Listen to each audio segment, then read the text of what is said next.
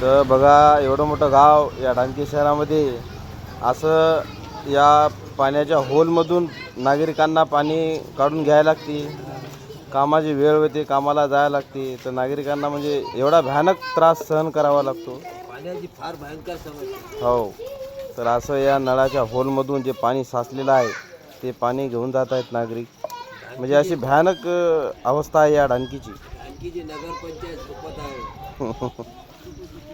झोपत म्हणजे गाढ झोपत आहे.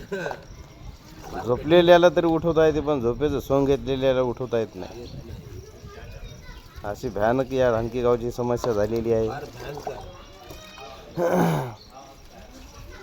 या ढानकी गावाला आज कमीत कमी 3 महिने झाले वाटते पाणी नाही आहे ना. 3 महिने 3 महिन्यापासून पाणी नाही पाण्याची आणि कोणालाही याचं काही गांभीर्य नाही, काही घेणं देणं नाही. एवढी जनता त्रस्त आहे या पाण्यामुळं. उडारी झोपले म्हणायचं.